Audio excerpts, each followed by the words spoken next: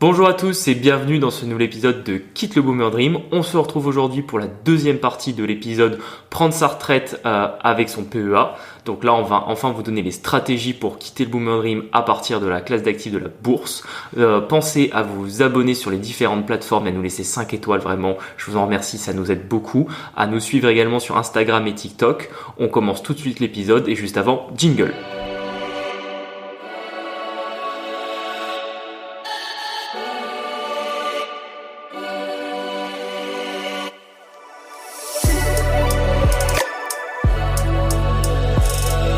Du coup, pour ce deuxième épisode sur la bourse, t'as une petite boom anecdote cette semaine ou pas ? Oui, une double. Là, on va pas parler tout de suite de bourse, mais bon, c'est toujours plus ou moins en lien. On va parler production de crédit et obtention des prêts immobiliers en France. Donc là, il faut savoir que à aujourd'hui, donc là, on est en septembre 2023, on est à peu près à moins 40% de production de crédit sur la même période en 2022, sachant que 2022 avait déjà été un léger ralentissement par rapport à 2021. Donc vraiment, on est sur une production de crédit qui risque d'être moitié moins importante que l'année record en date qui était 2021. Donc vraiment, c'est devenu très compliqué pour beaucoup d'emprunteurs d'avoir leurs prêts. Nous les premiers, en soi, même si on a quand même quelques biens, c'est vrai que c'est pas facile non plus pour nous qui avons pourtant quand même pas mal de prêts. Donc Tout à fait. Après, avoir son prêt, ça a jamais été forcément quelque chose de facile. C'est toujours quelque chose qu'on redoute un peu. Il faut souvent aller voir plusieurs banques. On a des dossiers qui prennent du temps. On a parfois l'impression de pas être compris par l'interlocuteur en face. Et moi-même étant banquier, je suis bien placé pour le savoir et l'avoir vu dans bon nombre de dossiers. Et c'est vrai que là, en ce moment, rien que moi, par exemple, dans la banque où je travaille, on fait vraiment beaucoup moins de crédits. C'est-à-dire que on nous a dit qu'on allait devoir faire moins de prêts, tout simplement parce qu'en fait, c'est sorti dans les stratégies des banques de faire autant de crédits, tout simplement parce que les taux sont en train de monter. Si vous voulez, pour vous expliquer vraiment le processus des crédits, en fait, quand la banque, elle va vous fixer le taux au moment où vous venez la voir pour le dossier, il va se passer peut-être 6 mois avant que vous fassiez le premier déblocage. Et c'est au moment du premier déblocage que la banque va en fait valider sur les marchés financiers la somme qu'elle va vous allouer pour le crédit. C'est-à-dire qu'une banque, en fait, elle va vous prêter de la ressource qu'elle a achetée à court terme, à long terme sur votre crédit. Et tout ça, ça va générer des coûts d'option qui sont assez importants. Et le problème, c'est qu'en période de hausse des taux, par exemple, si vous venez voir la banque en mai, qu'elle vous dit votre taux, ça va être 3% sur 20 ans, peut-être que si vous faites votre déblocage en septembre, en fait, la banque, elle aurait dû vous donner un taux à 5% pour qu'elle soit rentable. Le problème, c'est qu'elle peut pas le savoir à l'avance. Donc en fait, les banques sont à marge négative sur beaucoup de prêts aujourd'hui. Donc en fait, simplement, elles disent c'est des produits qui sont moins rentables pour nous, on en fait moins. Mais ça va pas durer longtemps quand même, parce que dès que la vapeur va un peu s'averser, que les taux vont se stabiliser, voire baisser un peu, ce qu'on anticipe pour, on va dire, l'année 2024, il est fort à parier que là, on va se retrouver dans l'effet inverse, où en fait, la banque, vous venez la voir, elle vous dit votre taux, ça va être 4%, le temps qu'il se passe 3-4 mois que vous fassiez votre premier déblocage, la banque, elle cherche la ressource pour un taux à 3%, donc en fait, elle marche beaucoup plus, et là, elle recommencera à faire beaucoup de prêts. Du coup, là, si je comprends bien, ceux qui peuvent au final emprunter comme ils veulent, c'est toujours les mêmes, non ? C'est les plus riches, et les plus riches, c'est souvent les plus vieux qui ont oui, plus tout à fait. Ça, d'argent. vous pouvez le voir à deux endroits. Donc la source, c'est la Banque de France avec qui publie, on va dire tous les trimestres, la moyenne des revenus des emprunteurs qu'elle récupère auprès des banques. Et il y a notamment Moneyvox qui a fait, c'est peut-être un forum en ligne que vous connaissez, qui publie des articles sur ces sujets et qui justement montrait que aujourd'hui le revenu moyen des gens qui empruntent a augmenté de 8%. Donc au final, dans ce marché où c'est beaucoup plus compliqué d'avoir son prêt, c'est les plus modestes qui sont chassés et qui ont de plus en plus de mal à emprunter. Donc on revient un petit peu sur l'essence même de ce podcast qui est de quitter le Boomer Dream, où on se rend compte que finalement qui a vraiment les revenus les plus importants et peut donc emprunter aujourd'hui, c'est les plus vieux. Parce que naturellement, c'est ceux qui vont avoir le plus d'épargne, ceux qui vont avoir les revenus les plus importants. Donc on se rend bien compte que aujourd'hui, si notre génération, particulièrement dans cette période de hausse des taux et d'inflation, veut s'en sortir et veut pouvoir réaliser des investissements, c'est beaucoup plus difficile pour elle. Mais c'est pas impossible, hein, encore une fois. Ah, absolument. C'est pas du tout impossible. Mais justement, on est quand même dans une phase qui montre bien que tout ce qu'on nous promet et tout ce que notre génération aspire est de plus en plus compliqué et a tendance à se resserrer au profit des plus aisés qui sont les plus vieux. Donc du coup, on repart sur la bourse, les stratégies de bourse. Oui. C'est vrai que dans le premier épisode, on avait fait une grande description de qu'est-ce qu'était la bourse, comment ça fonctionnait, les différentes définitions, les mots-clés que vous deviez savoir, la distinction entre une action et une obligation. Et on n'a pas encore parlé des stratégies qui est le cœur de l'épisode, comment on prend sa retraite avec son PEA. Donc, tu veux peut-être commencer ? Du coup, dans le premier épisode, on avait vu que pour gagner de l'argent, du moins sur les marchés financiers, et particulièrement en bourse, soit on faisait de la spéculation, c'est-à-dire on achetait des titres, on les revendait et ça faisait une plus-value, soit on prenait des dividendes. Tu penses que c'est quoi le mieux ? Alors ça, tout va dépendre en réalité de votre stratégie et de votre appétence à cette classe d'actifs et notamment de vos objectifs en termes de montant et de durée.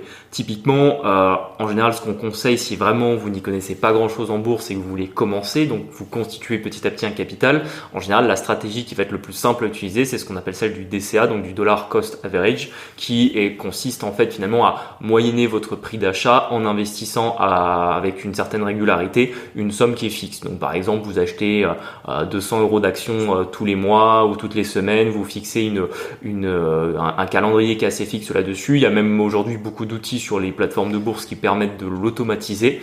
Et en réalité, vous n'allez pas vraiment vous poser la question de à quel moment j'achète, à quel prix j'achète. Vous allez acheter à période régulière et on voit que ça, dans le temps, ça permet justement de gommer un petit peu cet effet où on se dit est-ce que j'achète au prix le plus bas, est-ce que j'achète pas trop haut, alors qu'en réalité, ça c'est très compliqué à le voir et que très souvent, on ne peut pas savoir à l'avance quand est-ce qu'on arrive au plus bas du marché, est-ce que c'est le plus intéressant pour acheter. Et comment tu sais sur quel ETF t'achètes ? Oula, déjà tu nous parles d'ETF, on n'a même pas présenté ce que c'était. Qu'est-ce qu'un ETF ? Donc un ETF, c'est tout simplement un fonds indiciel, donc en français on appelle ça aussi un tracker, donc c'est tout simplement un fonds qui va répliquer un indice. Tout à l'heure quand vous parlez des indices, donc du CAC 40, du Nasdaq, du S&P 500, en fait c'est simplement des indices de cotation, donc ils vont vous donner la valeur du marché à un instant T et en temps réel, mais vous ne pouvez pas acheter directement du CAC 40, vous pouvez pas en acheter des parts ou directement investir dessus, vous allez devoir passer soit par des fonds ou des contrats financiers qui vont vous permettre d'en acheter. Donc sur les plateformes de bourse, on a notamment les CFD, les options qui permettent d'acheter directement quelque chose qui va répliquer l'indice, et en général quand on est dans une stratégie un peu plus long terme, là où on va avoir un petit peu moins de frais, qui est aujourd'hui celle qui est le plus privilégiée par les investisseurs, c'est tout simplement les ETF. Et par exemple, une stratégie qui est assez simple quand vous n'y connaissez rien en bourse, c'est de prendre l'ETF MSCI World. Donc le MSCI World, en fait, c'est un peu le CAC 40 version monde. C'est-à-dire que vous avez les 1500 plus grandes capitalisations boursières de la planète. Ça représente à peu près 85-90% du marché. Et c'est réparti dans plus d'une vingtaine de pays développés. Donc vraiment, vous avez un spectre qui est hyper large de ce qu'on peut acheter aujourd'hui sur les marchés financiers. Donc en fait, ça va vous permettre notamment de déjà gommer l'aspect un peu géographique de votre investissement, c'est-à-dire de savoir ce qu'on achète en Chine, est-ce qu'on achète aux États-Unis, est-ce qu'on achète en Europe. Là, avec le MSCI World, vous achetez dans le monde entier à proportion de la part en valeur dollar de chaque entité cotée. Donc c'est assez intéressant, effectivement, faire une stratégie de DCA donc sur l'ETF MSCI World, c'est vraiment quelque chose qui va vous permettre de répliquer l'évolution des marchés financiers sans devoir vous poser la question est-ce que j'achète plutôt des sociétés cotées au Nasdaq, est-ce que j'achète plutôt au CAC 40. Là au moins vous achetez l'intégralité du marché, et avec une stratégie où vous allez à période régulière investir là-dessus, vous allez pouvoir vous constituer un capital exposé en bourse et pas trop vous poser toutes ces questions de savoir qu'est-ce que vous achetez, parce que là vous pouvez acheter tout le marché. Et l'ETF, comment ça fonctionne exactement? C'est en fait un fonds qui réplique du coup cet indice, pour reprendre l'exemple du MSCI World, et quand vous allez par exemple acheter 1000 € sur cet ETF, vous allez acheter 1000 € d'un petit pourcentage de l'ETF qui va tout simplement exposer vos 1000 € aux mêmes évolutions de prix que les évolutions de pourcentage de l'indice MSCI World. Ok. Et du coup, c'est un peu ce que je disais tout à l'heure, qu'est-ce que tu fais comme stratégie j'ai bien compris qu'avec un DCA, tu rentres du coup à plusieurs positions de manière régulière, et après tu gagnes de l'argent comment avec ça du coup?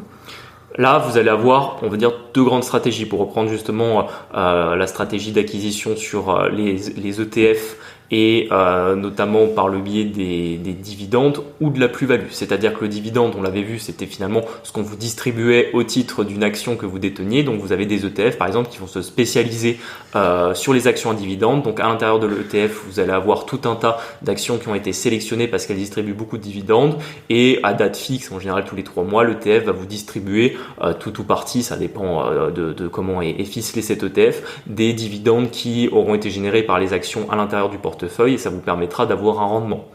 En général, les actions à fort dividende, c'est pas nécessairement celles qui vont avoir des plus-values. Néanmoins, forcément, si les actions à l'intérieur de l'ETF augmentent en plus-value, vous avez la valeur de vos parts que vous avez dans l'ETF qui vont également augmenter. À l'inverse, si vous êtes plutôt, on va dire, dans l'optique de faire des plus-values, c'est-à-dire pas forcément de vous créer un revenu complémentaire avec les dividendes, mais simplement de faire augmenter votre capital le plus possible, vous pouvez également investir sur des ETF qui seront plutôt à optique plus-value. On va plutôt aller sur des actions qui ont des fortes possibilités d'augmentation de leur prix, et vous avez vos parts de l'ETF qui vont augmenter. On considère en général qu'un ETF monde, vous allez être en général entre 10% de rendement par an, entre 10 et 15% si vraiment vous avez réussi à trouver un ETF qui surperforme un petit peu le marché. Donc on est quand même sur des rendements qui sont assez intéressants. Et attention, quand je parle de ce pourcentage, c'est dividendes et plus-value mêlés. Donc forcément, si vous êtes sur un ETF plutôt à dividendes, vous allez peut-être avoir 5% en dividendes, 5% en plus-value. Si vous êtes sur un ETF vraiment à optique plus-value, vous allez quasiment être à 9% de plus-value et 1% de dividendes. C'est à peu près comme ça que ça se répartit. Également, l'ETF, même s'il distribue des dividendes, il peut aussi décider de les réinvestir. C'est-à-dire qu'à chaque fois que vos parts à l'intérieur de l'ETF vont générer des dividendes, ils vont directement être réinvestis à l'intérieur de celui-ci pour acheter d'autres actions et augmenter encore la valeur de vos parts par les nouvelles actions qui auront été acquises à l'intérieur. Comment on choisit les secteurs où il faut investir ? Parce que du coup c'est assez vaste les types de sociétés qu'il y a sur les marchés en termes d'activité, de croissance, de rendement. Oui, alors ça, effectivement, quand on va dire qu'il y avait le premier stade. Donc le stade, vous n'y connaissez rien, vous faites du DCA sur le MSCI World. Le stade numéro 2, c'est quand vous commencez à vous intéresser un petit peu plus, vous avez le privilège de choisir, c'est ça ? C'est-à-dire de choisir ? Tu prends un peu plus de risques et tu choisis par toi-même. Ah oui, tu veux dire de commencer à se poser un peu les questions. Oui, tout à fait, mais vous commencez à lire un peu de la presse spécialisée là-dessus, à vous poser les questions dans quel secteur vous souhaitez investir, et vous posez un petit peu la question, est-ce qu'il n'y a pas moyen de peut-être aller générer une meilleure performance que juste acheter le MSCI World, sachant que dans les MSCI World, forcément, vous allez avoir des marchés qui vont énormément progresser, d'autres qui vont baisser un peu. Donc, en principe, c'est pas forcément sur celui-là que vous allez avoir les plus gros rendements par rapport à si vous alliez dans un secteur à la mode comme l'IA avant que ça explose, comme la tech US avant que ça explose aussi.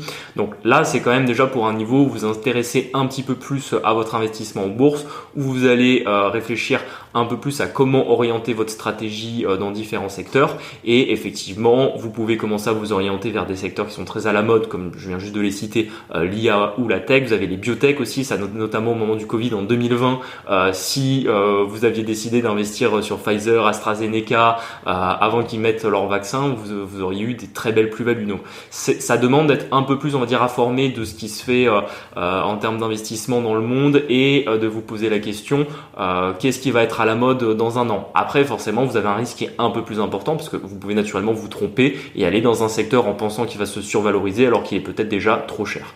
Je pense d'une manière générale, c'est bien aussi de se tenir informé de l'actualité d'une manière générale. Par exemple, Elon Musk qui parle, ça fait varier tout, tu vois. Donc, je pense que c'est bien d'être alerte sur l'actualité d'une manière générale et pas que sur les marchés financiers, c'est-à-dire suivre un petit peu ce qui se fait dans le monde, sur l'économie, sur, je sais pas moi, par exemple, je dirais s'il y a des révoltes sociales, des trucs comme ça, tu vois, ça fait bouger quand même un peu les marchés. Ah oui, ça c'est sûr que effectivement toutes les news qui sont un peu plus d'actualité, de politique, c'est assez important de se tenir au courant. Et effectivement, si on vous annonce qu'il va y avoir une guerre en Ukraine, c'est pas le moment d'investir sur le secteur du gaz russe, ça c'est certain.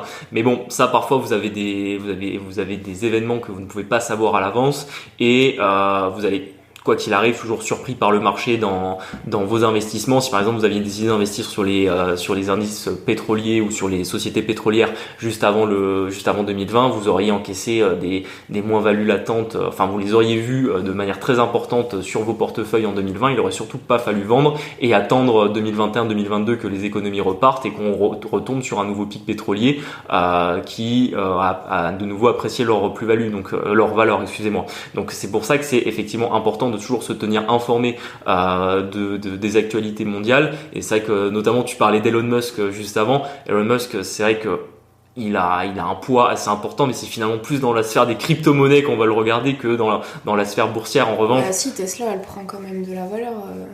Oui, mais bon, Tesla, c'est une entreprise, alors que quand Elon Musk parle sur le marché des crypto-monnaies, ça peut faire bouger l'intégralité du marché. En revanche, un autre acteur qui est très important à garder à l'esprit par rapport à vos investissements, c'est les banques centrales.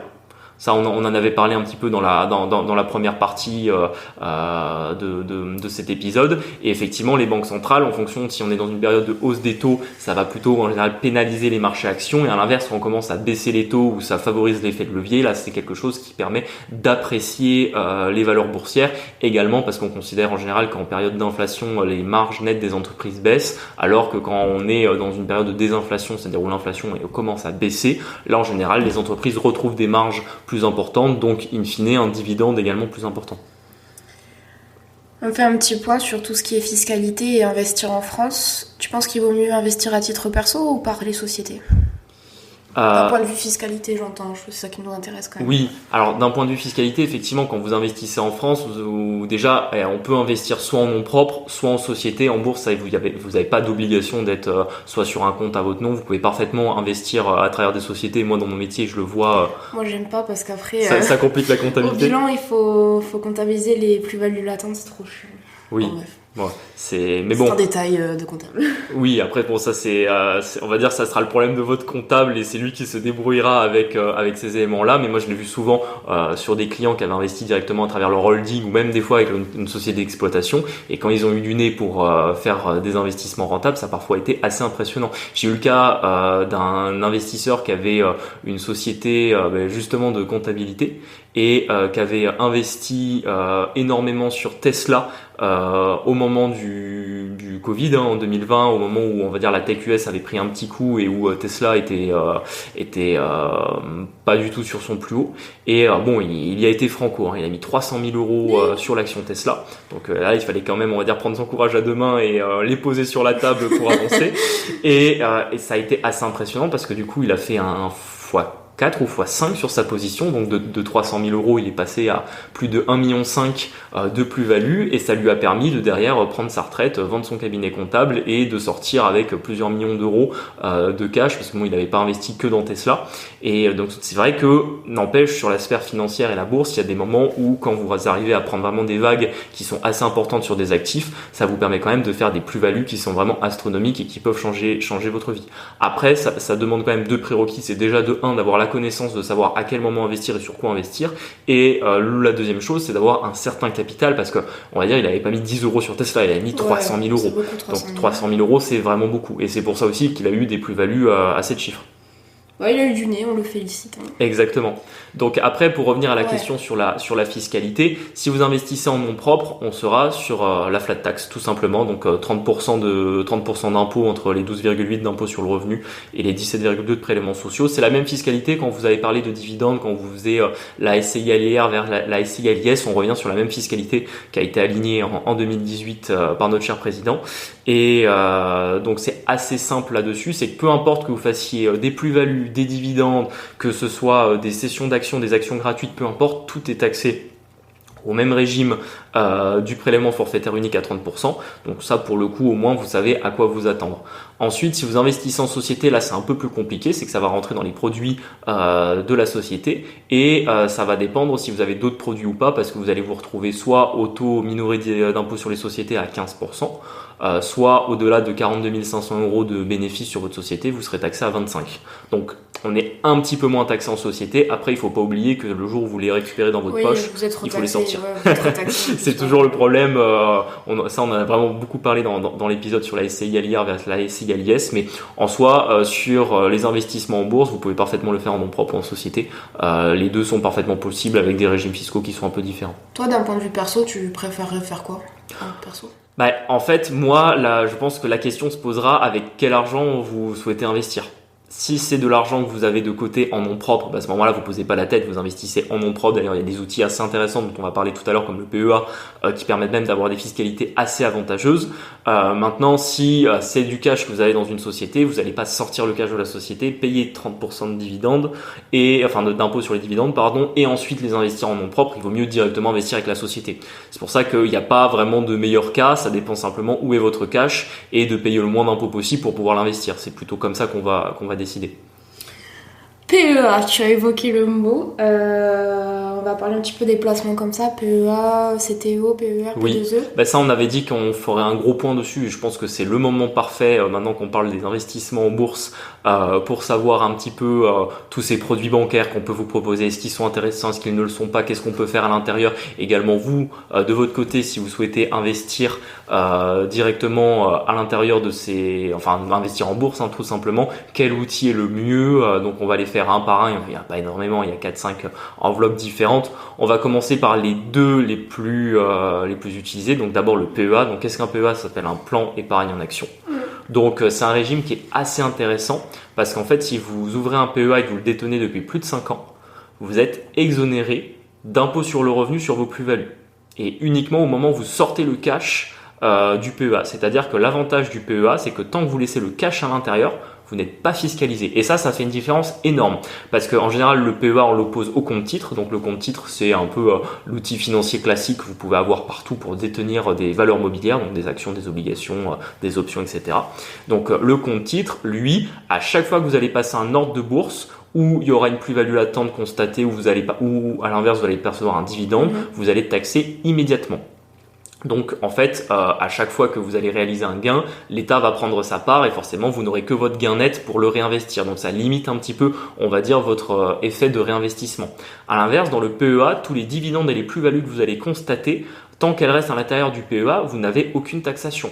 Donc vous allez avoir un effet de levier qu'on appelle fiscal, c'est-à-dire que par rapport à quelqu'un qui ferait les mêmes gains que vous mais à l'intérieur d'un compte titre, vous ne payerez pas l'impôt tout de suite, donc en fait vous pourrez réinvestir votre plus-value brute immédiatement. Si par exemple on a un petit jeune qui commence sa vie active, est-ce que c'est intéressant pour lui du coup d'ouvrir un PEA, comme ça il met quelques billes dessus et on verra dans 5 ans quand il quitte son boomer dream, ça peut être intéressant ça quand même pour lui. Absolument, effectivement ça c'est un bon conseil, c'est si vous n'avez pas de PEA, empressez-vous d'en ouvrir un. Je pense qu'on peut ouvrir un PEA à partir de 15 ou 20 € dans la plupart des établissements bancaires traditionnels ou même en ligne. Donc vraiment ouvrez-le le plus tôt possible, même si vous ne le faites pas fonctionner. Okay. Parlons du CTO maintenant. Donc attends, parce qu'on n'avait pas encore tout à fait fini le PEA, il restait une dernière métrique et ça c'est un peu pour ceux qui connaissent peut-être le PEA et pour aller un peu plus loin. Le PEA il est plafonné à 150 000 € uniquement de versement à l'intérieur de celui-ci. Donc en fait, votre PEA il peut parfaitement aller jusqu'à 1 million d'euros. Et moi, je l'ai déjà vu chez quelques clients qui ont fait des très grosses plus-values. Alors attention, c'est des plus-values également sur 20-25 ans. Donc ça reste très impressionnant de passer d'un PEA de 150 000 à plus d'1 million. Mais c'était souvent quand par exemple ils avaient trouvé un titre où ils avaient des titres qui parfois en bourse, où ils ont eu du nez et où le titre a fait x10, x20, x50 et où ils se sont retrouvés avec 1 million à l'intérieur de celui-ci. Donc c'est tout à fait possible de dépasser les 7 chiffres sur un PEA. En revanche, la somme maximum que vous pourrez déposer sur celui-ci, c'est 150 000 €, pas 1 euro de plus. Et le problème qui se pose, c'est que c'est 150 000 € de versement brut. C'est-à-dire que si vous commencez à faire des retraits sur votre PEA, par exemple, vous déposez 150 000 et vous retirez 20 000. Avant les 5 ans, tu veux dire ? Non, peu importe les 5 ans, ça c'est uniquement des questions de versement ou de retrait. Et si vous retirez 20 000, en fait, vous ne pourrez pas les remettre. C'est-à-dire que vous avez le droit de déposer jusqu'à 150 000, peu importe ce que vous avez retiré. C'est pas j'ai droit à 150 000 et si je retire 20 000, je peux encore remettre 20 000 derrière. C'est pas comme ça que ça marche. Donc c'est pour ça que il faut faire un petit peu attention là-dessus. Et si un jour vous avez vraiment un PEA, vous avez déposé 150 000 euros, que vous le déteniez plus de 5 ans et que vous récupérez par exemple 130 000 euros pour faire un investissement immobilier et que peut-être 5 ans après vous avez à nouveau du cash à investir, ouvrez un nouveau PEA. Sinon vous serez plafonné et probablement que vous ne pourrez plus utiliser cette enveloppe. Bon, du coup, peut-on parler du CTO Oui, ça y est, maintenant on peut parler du CTO. Ça va être assez simple sur le CTO parce qu'en fait, c'est un peu, si vous voulez, le CTO c'est le régime de base et le PEA c'est l'exception. Donc sur un compte titre, vous n'avez pas de plafond. On peut par exemple mettre des millions d'euros sur un CTO ou même plus, ça pose aucun problème. Et en fiscalité, on est sur la fiscalité classique qu'on avait établie tout à l'heure, c'est-à-dire le prélèvement forfaitaire unique à 30%. Okay. Et par contre, à l'inverse du PEA, dès que vous faites une opération avec plus-value, vous êtes taxé tout de suite. Le dividende, quand il est perçu, vous êtes taxé tout de suite aussi. Vous n'avez pas de, on va dire, report d'imposition comme vous avez à l'intérieur du PEA. Ce qui est pas plus mal une fois que c'est sorti. Tout à fait. Et donc, quand il faut bien voir la différence entre les deux, c'est que si par exemple vous faites 1000 euros de plus-value à l'intérieur d'un CTO, il vous restera 700 euros net, vous payerez 30 euros de fiscalité. À l'intérieur d'un PEA, comme vous êtes exonéré d'impôt sur le revenu, vous ne payerez que les prélèvements sociaux à 17,2. Donc sur 1000 euros de plus-value, vous ne payerez que 172 euros de fiscalité au lieu de 300, ce qui est quand même pas mal. On va parler un petit peu du PER. Moi, je suis pas très fan du PER. Moi non plus. Je vous en avais parlé un petit peu, vous vous souvenez, dans l'épisode 2. On l'avait abordé, je vous avais dit, oui, si on vous propose un PER et que vous avez moins de 40 ans, surtout vous dites non. Ouais. Donc bon, il y a quelques cas où on peut dire oui. Je pense que le seul cas où on peut dire oui sur un PER, c'est... non, allez, il y en a deux. Il y a le premier où c'est vos parents qui veulent l'ouvrir pour vous parce que vos parents, pour le coup, eux, pourront défiscaliser et en même temps vous donner de l'argent à l'intérieur d'un PER. C'est un peu technique. Il y a quelques cas où ça arrive, ça m'arrive de le voir un peu dans mon métier, de le conseiller. Ça, c'est un cas qui peut être intéressant pour un jeune. Le deuxième cas, c'est si jamais vous devez faire un investissement immobilier, que vous avez un banquier en face qui est un peu tatillon et qui veut absolument vous fourguer un PER pour vous donner votre crédit. Dites oui, quoi qu'il arrive, vous enrichirez beaucoup plus avec votre investissement immobilier et finalement le PER, vous avez qu'à vous dire que c'est quelques frais que vous avez payés en plus et peut-être qu'un jour vous le récupérez. Voilà. Mais bon, en termes de fiscalité, sinon pareil, c'est pareil. Enfin, c'est un peu différent. C'est vrai que vous n'allez pas être sur la flat tax sur si vous êtes sur la flat tax sur vos plus-values, donc si vous faites des plus-values à l'intérieur d'un PER, vous serez taxé à 30%. En revanche, en fait, les sommes que vous versez dessus sont déductibles de votre impôt sur le revenu. En revanche, le jour où vous ressortez l'argent du PER, là, vous repayez à nouveau de l'impôt sur le revenu à votre tranche marginale d'imposition. Donc bon, c'est un petit peu technique, mais c'est pour ça que je trouve que c'est un outil qui est pas très intéressant. Retenez juste qu'effectivement, si vous faites des plus-values à l'intérieur, vous serez taxé comme sur un compte titre. Il existe deux versions également. Vous avez soit la version assurance vie, soit la version compte titre classique où vous pourrez acheter des actions. Si vous avez la version assurance vie, en général, c'est votre banque qui va vous le proposer. Ce sera plutôt des fonds d'action là-dessus. Et justement, ça nous fait la transition sur l'assurance vie. L'assurance vie, alors c'est un outil qui est très commun en France. À l'inverse, dans beaucoup de pays, ce régime un peu spécial qu'on a sur l'assurance vie est pas trop utilisé. Je crois qu'on en avait un peu parlé comme outil de transmission. Ouais. Là, on va uniquement rester sur l'aspect financier, vu qu'on est sur l'épisode de la bourse, on va pas partir dans tous les sens. Et sur l'aspect financier de l'assurance vie, à l'intérieur, vous allez pouvoir acheter tout ce que l'assureur vous permet d'acheter à l'intérieur de celui-ci. En fait, il n'y a pas de règle. Vous pouvez parfaitement acheter des actions, des obligations, des options. Vous pouvez tout avoir en théorie à l'intérieur d'une assurance vie, à condition que l'assureur chez qui vous détenez le contrat les a fait référencer. Et c'est là où, si vous devez un jour ouvrir un contrat d'assurance vie, le choix va se faire entre un assureur qui vous proposera peut-être une centaine de fonds, principalement maison avec beaucoup de frais, et ou à l'inverse, vous aurez un assureur qui vous permettra par exemple de détenir des actions directes.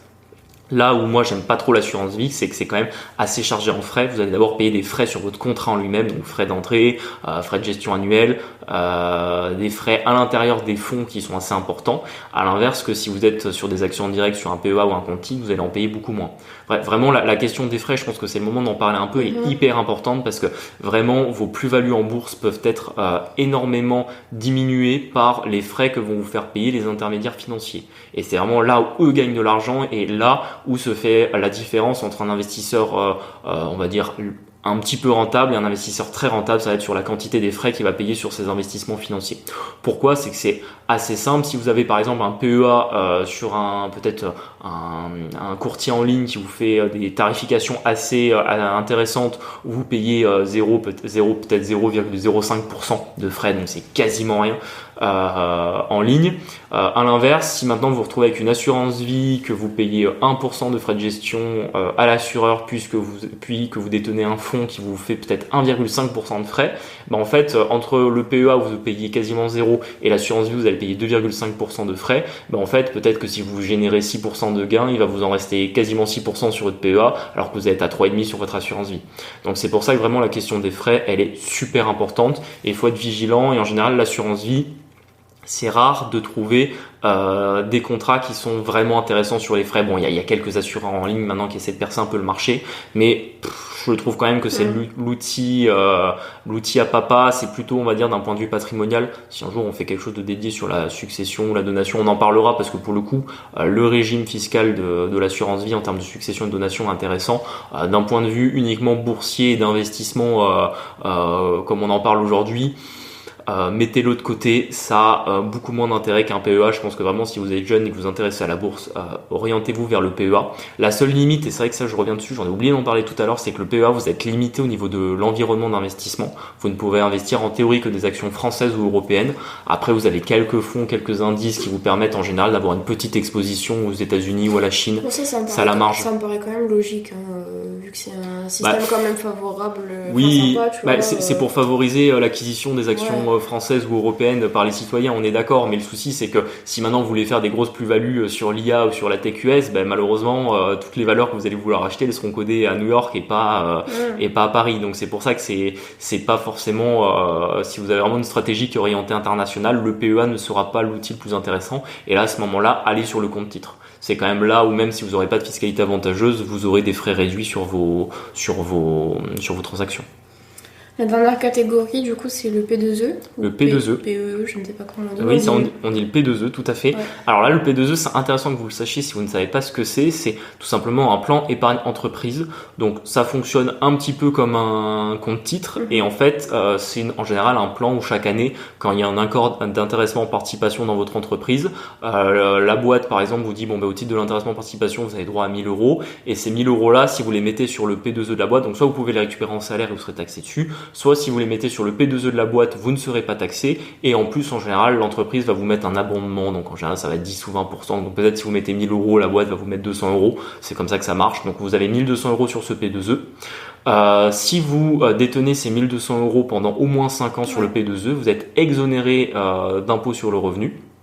Donc ça déjà c'est assez intéressant parce que... On paye les prélèvements sociaux quand même. Oui, mais on paye pas 17,2, on paye 9,2 de mémoire, ou 9,8 j'ai un doute. On paye que la CSG CRDS sur les salaires.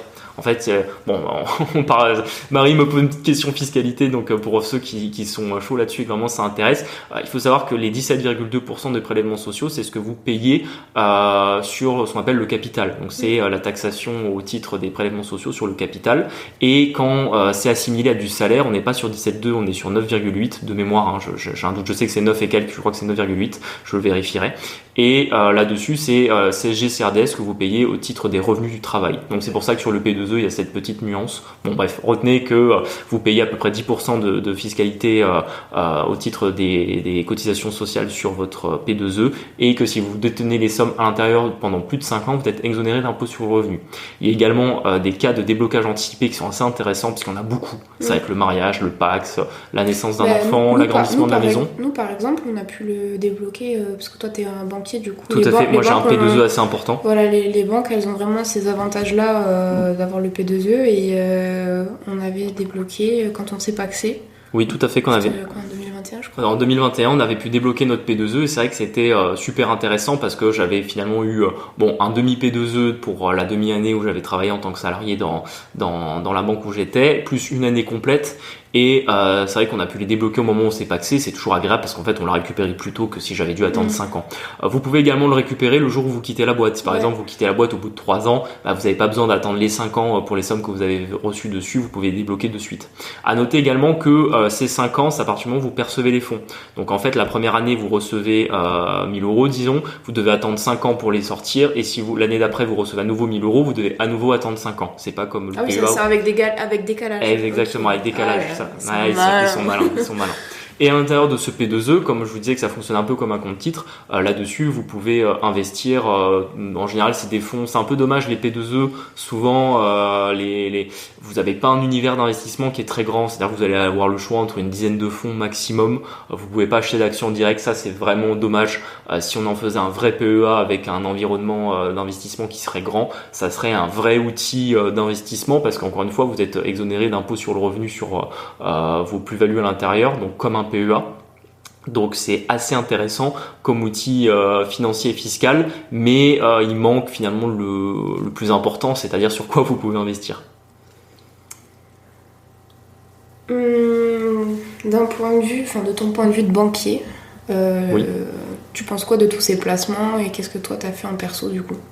Alors oui, maintenant qu'on vous a un peu cassé la tête avec tous ces placements, c'était la partie peut-être la moins fun du podcast, mais on avait dit qu'un jour on le ferait, et je pense que c'est important que notre génération sache comment ça fonctionne, parce que le jour où vous allez chez un banquier qui vous le propose, si déjà vous savez de quoi il vous parle, voilà, vous saurez dire non si ça vous intéresse pas, vous saurez dire oui si ça vous intéresse, vous saurez négocier les frais, et vous aurez pas déjà en fait la surprise il vous présente un truc pour la première fois, et du coup forcément vous êtes moins attentif à des détails super importants comme quel niveau de frais vous allez avoir. Moi de mon expérience de banquier, je vous l'ai déjà un petit peu dit sur les différents placements qu'on a évoqués avant. Vraiment les deux plus importants pour moi, c'est PEA, d'abord pour l'avantage fiscal et l'effet de levier du report d'impôt qu'on a discuté tout à l'heure, et le compte titre parce que c'est là où vous allez pouvoir aller chercher des investissements à l'international, notamment aux États-Unis, vu que c'est souvent là-bas où on a les plus belles plus-values et surtout les plus belles entreprises avec des grandes réussites boursières. Donc c'est pour ça que c'est vraiment les deux que je recommande le plus. Et de l'expérience que j'en ai eue, là vraiment où je vois des investisseurs gagner de l'argent sur les marchés financiers, c'est souvent quand ils achètent des actions directes ou des ETF et qu'ils le font à l'intérieur de ces enveloppes-là. Je suis souvent assez étonné de voir que dans les assurances vie, les frais viennent tellement rogner les gains et les plus-values des investisseurs que leur rentabilité est faible. Et là où je vois vraiment des investisseurs faire des plus-values impressionnantes, c'est quand ils ont un PEA, quand ils ont un compte titre et qu'ils le détiennent pendant longtemps et qu'ils ont une vraie stratégie. Donc c'est pas simplement ils ont ouvert un PEA, ils font des entrées-sorties tous les jours, ou à l'inverse ils mettent 1000 euros puis ils s'en préoccupent plus. Non, c'est ceux qui se sont vraiment dit voilà, on va ouvrir un PEA ou un compte titre et on va mettre en place une stratégie comme on expliquait le DCA tout à l'heure pendant plusieurs années, pendant peut-être 5-6 ans, et à la fin on a un capital qui est assez important.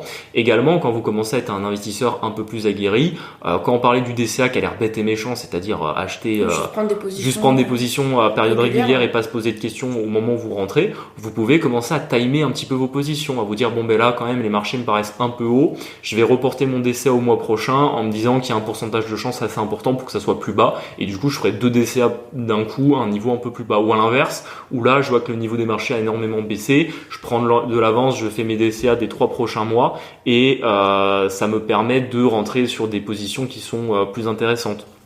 Donc quand vous commencez à vraiment avoir de l'expérience, il y a tout un tas de nouvelles stratégies qui se mettent en place et qui vous permettent vraiment d'augmenter encore une fois vos plus-values. En perso, toi du coup t'as investi sur quoi ? Alors moi en perso, c'est vrai que nous on en parle dans notre stratégie, on est d'abord sur notre premier pilier, c'est l'immobilier. C'est pour ça qu'on vous fait beaucoup d'épisodes là-dessus, parce que c'est la classe d'actifs qu'on préfère, on trouve que c'est celle qui a le niveau risque-avantage le plus important, même si elle a d'autres défauts comme le temps que ça prend pour dénouer les opérations, ou la gestion. On vous parlait de la gestion des locataires la semaine dernière, donc notamment c'est les défauts que vous avez sur cette classe d'actifs-là. Les crypto-monnaies ensuite, parce que vraiment je crois en la technologie et que je trouve que le risque ratio est super intéressant dans le sens que pour risquer de perdre 1 sur les crypto-monnaies, vous pouvez essayer de gagner entre 5 et 10, donc c'est énorme par rapport à la bourse, où en général pour essayer si vous risquez 1, vous allez plutôt aller chercher du 3 en général, ce qui est déjà beaucoup en soi, parce que souvent on va plutôt se dire qu'on va gagner 10% par an, donc vous risquez 1 pour gagner du 10% par an, ça veut dire pour gagner 2 dans 10 ans. Donc c'est pour ça que on va dire c'est le troisième pilier qui est un petit peu en retrait, et sur la bourse, on a une exposition qui est assez importante sur mon P2E, parce que je reçois l'argent de ma boîte dessus, que pour les raisons fiscales qu'on a évoquées tout à l'heure, je laisse l'argent sur le P2E, et que du coup je le fais quand même fructifier un petit peu, principalement avec des actions de ma boîte, parce qu'elle paye du dividende, et que forcément c'est une action que je connais bien, et j'arrive un petit peu à savoir quand c'est intéressant d'en acheter, quand c'est intéressant de la vendre. On va dire, je me fais un petit peu mon propre, c'est même pas du trading, c'est juste de l'investissement, on va dire en période annuelle sur cette action-là. Donc c'est vrai que ça représente quand même beaucoup, parce que forcément ma boîte distribue beaucoup sur le P2E, donc ça représente... C'est une grosse partie de ta REM. Oui, c'est une grosse partie de ma rémunération, c'est à peu près, on va dire, entre 20% de ma rémunération, entre 20 et 25% de ma rémunération qui est donnée sur le P2E, donc c'est pas négligeable. Et c'est pour ça que là-dessus, j'en ai une exposition assez importante à la classe d'actifs de la bourse. Maintenant, en perso, j'ai un PEA que j'ai ouvert quand j'ai eu 18 ans. Donc il a plus de 5 ans, je m'en sers un petit peu. Par exemple, cette année j'ai acheté du BNP Paribas à un moment où c'était un peu bas, parce que pareil, BNP c'est une action qui distribue un bon dividende, plus pareil c'est une action que je connais un petit peu, donc je vois à quel moment elle est pas chère, à quel moment elle est chère. J'ai acheté aussi du Medincell qui était une biotech. Alors moi pour l'instant Montpellier-Rennes. Alors c'était un peu parce que je suis tombé dessus par hasard, et je me suis dit j'investis rarement sur des... C'est quoi, c'est pas la fondation Gates qui a investi? Si, voilà, j'avais fait mes recherches dessus et j'avais vu qu'il y avait la fondation Gates qui avait investi. Et bon, c'est un peu c'est un peu un conseil boursier de PMU, mais c'est vrai que en général Bill Gates c'est quelqu'un qui a plutôt le nez fin, et s'il va investir dans un projet ou une action, c'est probablement que tout n'est pas public et que c'est un gros projet qui tient la route. Et bon, en plus c'est une biotech qui a quand même une technologie assez intéressante, parce qu'elle vise en fait à rendre en injectable aujourd'hui des contraceptions qui doivent être prises à travers des dispositifs. En fait, ils ont une vraie technologie là-dessus, donc j'avais regardé un petit peu, je me suis dit que c'était intéressant. Je suis pas mis un gros billet, j'ai mis quelques centaines d'euros, même si ça explose, ça changera pas grand-chose à notre vie, mais bon voilà, c'était histoire de s'exposer un peu, parce que j'avais surtout de l'argent qui dormait sur ce PEA, vu qu'à l'époque j'avais acheté un fonds que proposait la banque qui s'était dénoué, où j'avais gagné à peu près 5% par an, et que je me disais c'est con, j'ai 3000 euros qui dorment sur un PEA, ça serait bien de les réinvestir dans quelque chose. Donc voilà, donc j'avais fait 2 tiers sur BNP et 1 tiers sur Medincell, qui est l'action dont on parlait. Et après j'ai une petite assurance vie aussi, que là aussi la banque m'avait fait ouvert quand j'avais 18 ans, que j'étais pas encore formé et qu'en plus j'étais pas banquier non plus. Et là, je vous cache pas que c'est la déception. À l'époque, j'ai mis 4000 balles sur cette assurance vie. Ouais. Et c'est simple, je suis toujours en négatif, je suis à 3980 et je l'ai ouverte en 2015. Ouais, parce que les frais du coup étaient trop importants. Et pas exactement, parce que les frais sont trop importants, et que les fonds que m'a proposé la banque sont pas assez performants. Enfin, en fait, j'étais trop en sécurité, j'étais en monétaire, donc en fait, j'étais quasiment en négatif sur ce que je gagnais, parce que j'avais pas été forcément très bien conseillé à l'époque.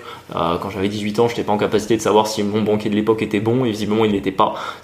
Il m'aurait pas proposé de faire ça, et bon, du coup j'ai cette assurance vie qui a 8 ans aujourd'hui, et où finalement je suis en négatif au bout de 8 ans, donc c'est vraiment abusé. Donc vraiment c'est pour ça que ça ne fait que confirmer ce que je vois dans mon métier, et bon du coup c'est pas de l'argent perdu, mais bon, pour l'instant je laisse cette assurance vie. Cette année j'essaie de réinvestir un peu sur d'autres fonds à l'intérieur. On verra si d'ici 2-3 ans j'arrive enfin à avoir un minimum de rendement sur celui-là. On n'a pas trop parlé, mais pour ceux qui aiment vraiment la bourse et prendre des positions, etc., tu penses quoi du day trading ? Alors le day trading, c'est vraiment pas quelque chose que je recommande. Mon papa il fait ça. Oui, j'en ai déjà parlé pas mal avec lui, mais vraiment le souci du day trading, c'est que c'est très à la mode aujourd'hui. Vous avez plein de formations en ligne, vous pouvez trouver beaucoup de choses sur YouTube, sur TikTok, sur Instagram, vous avez un nombre de comptes qui en parlent. Mon père est pas sur TikTok, hein, sûr. Oui, mais bon, il a fait un peu en mode vieille école, en mode j'achète mes livres et je lis. Après, de toute façon, c'est les mêmes stratégies qu'on trouve dans les livres qu'on trouve sur TikTok. Ils ont pas réinventé quoi que ce soit là-dedans. Le problème, c'est que les chiffres de l'AMF sont sans appel là-dessus. Donc bon, c'est des chiffres France, mais c'est exactement pareil si vous étiez aux États-Unis ou dans un autre pays, c'est qu'en termes de day trading, au bout de 3 mois, 90% des investisseurs ont arrêté, donc c'est-à-dire ont perdu 100%, ont cramé ce qu'on appelle cramer leur compte de trading, ils ont perdu 100% de ce qu'ils avaient mis, ils ont arrêté, et au bout de 1 an, les 10% restants, il y en a à nouveau 80% qui sont en perte. Donc la réalité, c'est que vous avez... C'est très dur en fait, le day trading. C'est ça, vous avez 2% en réalité des gens qui font du day trading, qui sont vraiment rentables et qui réussissent. Donc c'est pas impossible vu qu'il y en a qui le font. Mais c'est tellement difficile et ça demande tellement d'efforts par rapport à d'autres investissements que vous pouvez faire comme l'immobilier ou comme des stratégies beaucoup moins chronophages. En fait, le temps consacré pour le rendement que vous pouvez faire est vraiment pas intéressant. C'est-à-dire que si vous êtes un excellent day trader, vous allez faire 40% par an. Franchement, si vous êtes un très bon investisseur crypto ou bourse et que vous posez pas trop la question, vous allez faire entre 10 et 20% par an. Donc en fait, est-ce que la différence entre 20% et 40% vaut le fait que pour être un bon investisseur en bourse, vous allez y passer 3-4 heures par mois, alors qu'un day trader, vous allez y passer 8 heures par jour? Après, je me fais peut-être l'avocat du diable, mais il faut aller aussi vers ce à quoi on aime et pour lequel on a une petite affinité. Moi, je sais que mon papa, il fait ça, mais je sais aussi parce qu'il aime bien faire ça. Il aime bien faire ça, oui. Sinon, il se casserait pas le cul à faire ça. Donc, c'est sûr, mais il y a un côté addictif aussi. C'est-à-dire, oui, moi-même j'ai essayé le day trading, ça fait partie des quand on va dire il y a 6 ans quand j'ai commencé un peu à m'intéresser à tout ça, le day trading c'est la première chose dans laquelle j'ai été parce que je sais plus si on a déjà parlé dans ce podcast, mais un de mes tout premiers entre guillemets investissement que j'avais fait, c'était du pari sportif. Enfin, j'en avais pas fait longtemps, j'ai vite compris qu'on pouvait pas être rentable avec ça. Et après, je suis parti dans le day trading parce que pareil, je me suis fait happer sur les réseaux sociaux à l'époque, c'était encore Snapchat et YouTube. Et en fait, j'ai commencé à m'intéresser à ça. Je me suis dit limite, j'étais en train de me dire, j'arrête mes études et je deviens day trader, etc. Et je trouvais ça super sympa de passer toutes mes journées devant les cours de bourse, etc. Le dimanche soir à 23h quand il y avait l'ouverture des marchés. S'il faut savoir que les marchés des monétaires, ils ferment le vendredi à minuit et rouvrent le dimanche à 23h. Donc le dimanche à 23h, je suis comme un fou pour voir la variation de la paire euro-dollar et de savoir si le trade que j'avais fait, ce qu'on appelle over weekend, donc le trade que j'avais mis pendant le week-end avait ou pas marché. Et en fait, je me rendais compte que c'était super addictif. J'ai pas été rentable, j'ai perdu beaucoup avec le day trading parce que j'ai fait des erreurs, ça il faut le dire, et que j'étais sans doute pas assez formé pour être là-dedans. Et du coup, j'en garde une mauvaise expérience. Après, toutes les mauvaises expériences, on apprend des choses. Oui. Mais j'ai vu aussi tous les pièges qu'il y avait, donc notamment le côté addictif de vouloir absolument rester sur les marchés financiers toute la journée, prendre des positions. Et en fait, des fois même quand on prend pas de position, on est là, mais c'est pas possible, le marché il est en train de bouger, je suis pas dedans, il y a des plus-values qui se génèrent, de l'argent qui est échangé et moi je prends rien. Enfin bref, c'est très très mauvais, je trouve, pour le mindset et la santé mentale, comme tu dis. Vraiment, je ne le recommande pas. Et tout le problème du day trading, c'est l'effet de levier. Donc l'effet de levier, on en parle beaucoup dans l'immobilier parce que c'est votre crédit qui vous permet d'acheter un bien immobilier qui coûte 100 000 euros alors que peut-être vous faites un apport que de quelques milliers d'euros. À l'inverse, dans le day trading, l'effet de levier, c'est votre pire ennemi parce que si vous prenez un effet de levier 100, si la bourse elle bouge de 1% dans la journée, en fait votre position elle a bougé de 100%. Donc ça veut dire que peut-être soit vous avez gagné 100% si c'était à la hausse ou si c'était à la baisse par rapport à votre position, vous avez perdu 100%. Donc vraiment c'est extrêmement dangereux. D'ailleurs ils avaient limité les effets de levier il y a quelques années, je crois que c'est en 2019, je crois qu'ils les ont limités. Et ils ont bien fait parce que je me souviens que chez mon broker de l'époque, je pouvais prendre des effets de levier à 200%. Et franchement, 200%, c'est juste n'importe quoi. C'est-à-dire que ça bouge de 0,5% et votre position, soit elle a pété à la hausse, soit elle a surtout pété à la baisse.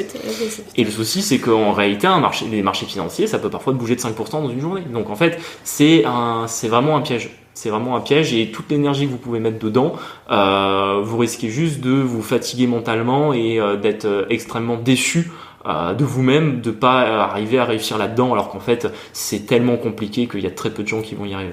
Okay. Du coup, à l'inverse, il y a le swing trading. Oui. Alors, on oppose souvent, donc ce que je vous parlais tout à l'heure, le day trading, on appelle ça aussi le scalping. Alors bon, le day trading, c'est quand vous allez prendre des trades de plusieurs minutes ou plusieurs heures. Le scalping, c'est vraiment essayer d'acheter-vendre en quelques secondes.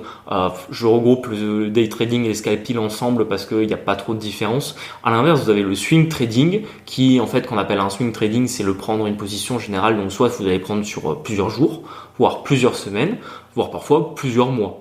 Et là, pour le coup, on retombe dans quelque chose qui est très simple parce que Pour être un bon swing trader, vous avez besoin de n'y consacrer que quelques heures par mois une fois que vous êtes formé. Donc forcément au début c'est compliqué, hein. Ça vous demande quand même d'apprendre, il y a beaucoup de choses à savoir et à connaître, comme les stratégies d'analyse, comme la gestion de votre money management, comme gérer ses émotions, parce qu'il y a quand même cette partie émotionnelle même sur le swing trading, savoir gérer son point d'entrée, son point de sortie, savoir où on met son stop loss pour savoir à quel moment on va sortir. Enfin, il y a beaucoup de choses à savoir sur le swing trading. Néanmoins, ça reste quand même quelque chose qui est beaucoup plus faisable, et où quand vous le faites sérieusement, pour le coup, on retombe dans quelque chose où c'est à peu près certain que vous allez réussir. Si vous appliquez un plan et que vous êtes formé en swing trading, il n'y a pas vraiment de chance que vous perdiez de l'argent à condition que vous le faites suffisamment longtemps. Mais après, la différence, encore une fois, c'est que le day trading, des fois, on pense qu'on va pouvoir gagner des centaines d'euros en une seule journée et devenir riche à la fin du mois, alors que le swing trading, on se rend compte que ça va prendre du temps, que vous avez un effet de levier qui est beaucoup moins important, et que si vous êtes bon, dans l'année, vous allez générer peut-être 20% de gains, ce qui est super, hein, mais forcément, il vous faut déjà un capital de départ, et en fait, c'est au bout d'années d'investissement et d'apprentissage que votre swing trading va vraiment commencer à changer quelque chose, on va dire, dans votre patrimoine, et donc peut-être changer votre vie. Donc c'est pour ça que le swing trading, c'est quelque chose de plus lent, mais qui est tout à fait intéressant. Avant de conclure, j'aimerais bien qu'on parle juste un petit peu de l'approche chartiste ou de l'approche fondamentaliste. Oui. Si tu peux un petit peu expliquer, parce qu'en fait on n'en a pas trop parlé, mais c'est quand même bien de savoir un petit peu la différence entre ces deux approches. Ouais. Alors, c'est vrai que c'est une question qui est souvent posée, parce que on se demande souvent, justement, dans cette optique de swing trading ou juste d'investissement en bourse, quand vous commencez à être un peu avancé, à vous poser la question, je vais acheter des actions directes, je vais m'orienter sur tel secteur d'activité. Par exemple, je m'intéresse à l'IA et je veux acheter que certaines boîtes qui sont dans l'IA. Comment je fais pour savoir laquelle peut aller le plus loin? Vous avez deux types d'approches qui sont possibles. Donc, vous avez d'abord l'approche fondamentaliste, c'est tout simplement analyser l'entreprise. Donc, la connaître, savoir qui est son dirigeant, savoir depuis quand la boîte existe, savoir si elle est rentable, quel est son projet, analyser un petit peu le projet. Donc forcément, ça va vous demander, si on reprend l'exemple de l'IA, de savoir qu'est-ce qui fait aujourd'hui qu'une boîte ou pas marche dans l'IA. Donc ça vous demande d'avoir un certain niveau de connaissance sur le sujet. Mais bon, si par exemple on se met sur d'autres comme l'aspect financier ou pétrolière, c'est parfois un peu plus simple que l'IA, qui est une nouvelle technologie. Mais voilà, c'est l'idée, c'est de connaître son marché, de savoir comment une boîte est bien positionnée sur celui-ci. Est-ce que la boîte que vous voulez acheter est rentable, et quelles sont ses possibilités d'évolution dans l'avenir. Donc ça demande aussi de faire de la lecture financière, de voir un petit peu les notations et de vous intéresser à tout ça. À l'inverse, vous avez l'approche chartiste. Donc en fait, c'est beaucoup plus simple, hein, quand même. Moi je trouve ça plus simple, c'est pour ça que je suis plutôt team chartiste que team fondamentaliste. L'approche chartiste, vous oubliez complètement tout ce que je viens de dire sur se poser la question de quelle est cette entreprise. Vous n'avez limite même pas besoin de vous demander dans quel secteur d'activité elle est. Vous regardez uniquement les courbes.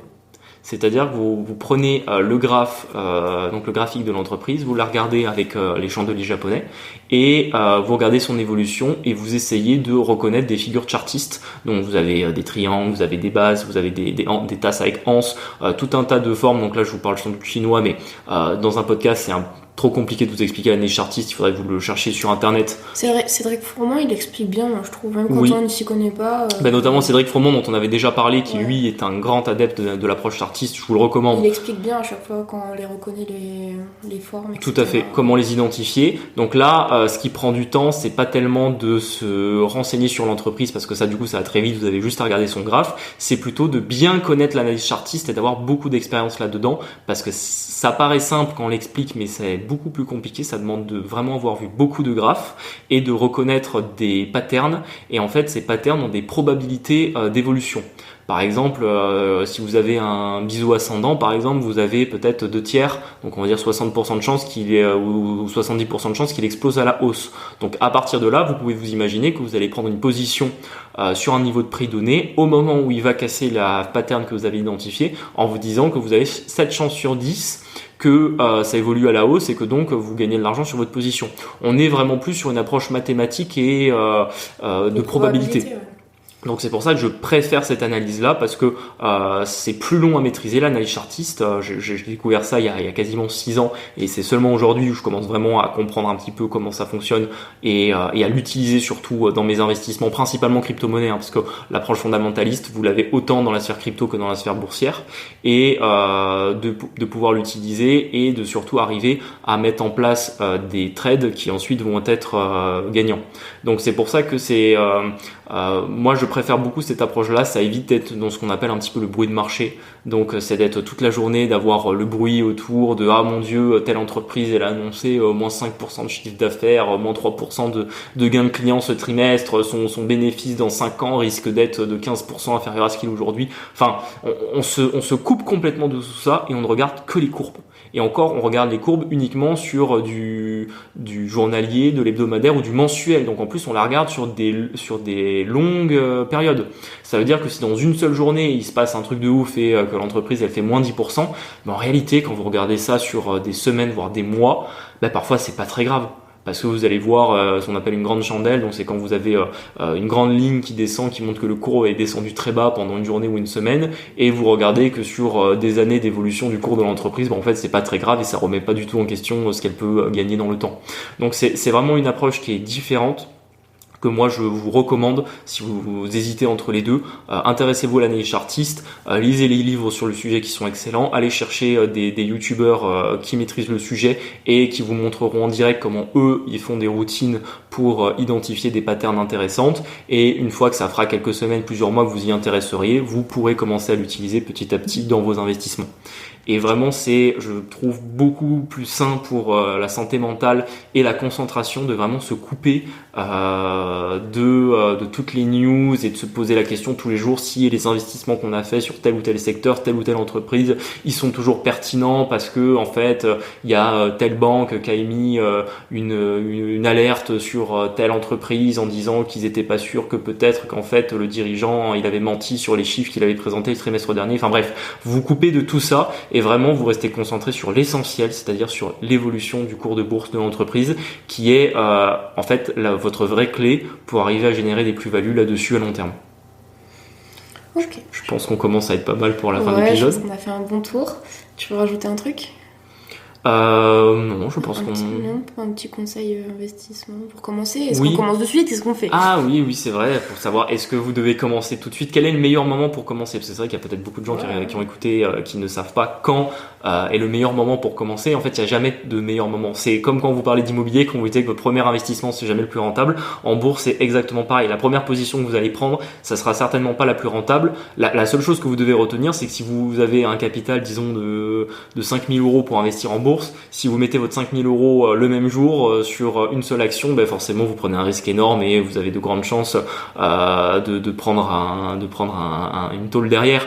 Alors que si vous commencez aujourd'hui, au lieu d'investir 5 000, vous mettez 200, 300, 500 € parce que vous dites je vais faire mon DCA sur un an, en fait vous divisez votre risque par 10. Et ça c'est les chiffres qui sont intéressants à savoir, c'est que quand on fait un investissement en bourse, en général au bout de 3 mois vous avez 50% de chance d'être en perte, alors que déjà quand vous le détenez au bout de 5 ans, vous avez surtout 90% de chance d'être en gain. Ça c'est les vrais chiffres aujourd'hui quand vous faites des investissements en bourse. Donc ce qu'il faut vraiment retenir, c'est qu'il faut investir tout de suite et surtout regarder à long terme. Et c'est-à-dire que les étapes que vous allez mettre en place aujourd'hui, les actes que vous allez faire, les investissements que vous allez prendre, il faut pas se dire que dans 90 jours ça va payer. Ça va payer dans 3, 4, 5 ans. Après, ça dépend de votre stratégie. Si vous êtes swing trader, vous aurez peut-être vos premiers gains dans 3 mois, mais c'est pas ces gains-là qui commenceront vraiment à être importants. C'est comme dans toutes les classes d'actifs, il faut voir ça à long terme et pas se dire que vous avez trouvé la martingale qui va vous faire devenir millionnaire en 3 mois. Elle n'existe pas. Elle n'existe pas, et comme dans tout, c'est du travail, de la connaissance, de l'auto-formation sur le sujet qui vous permet à terme de pouvoir devenir bon là-dedans et surtout d'avoir un portefeuille à long terme qui vous rapporte suffisamment de gains. Donc voilà, retenez qu'il faut commencer tout de suite, mais surtout ne pas investir tout ce que vous avez à l'instant T. Ça c'est la pire erreur que vous pouvez faire. Privilégiez, si vous n'y connaissez rien, le DCA, de commencer au moins à mettre un pied dedans et de surtout vous dire que c'est le temps qui sera votre meilleur allié. Ok. Bon, on a fait le tour du coup. Oui. Bon, on arrive petit à petit sur la fin de ce podcast. Je vous remercie de nous avoir écoutés jusqu'ici. N'oubliez pas de vous abonner sur les plateformes, également sur notre code TikTok ou sur notre Instagram, à nous laisser 5 étoiles. Je sais qu'on le répète en début, en fin d'épisode, mais c'est super important pour nous, pour le référencement, pour qu'on puisse commencer à faire évoluer ce podcast. Et en plus, on commence petit à petit à avoir des contacts avec des invités qui, je pense, devraient vous plaire. Donc vraiment, c'est le référencement qui nous aide à nous faire connaître et à nous permettre de recevoir des gens qui vont vous inspirer dans ce podcast. Donc je vous remercie de nous avoir écoutés jusqu'ici. Je vous dis à très bientôt. Ciao.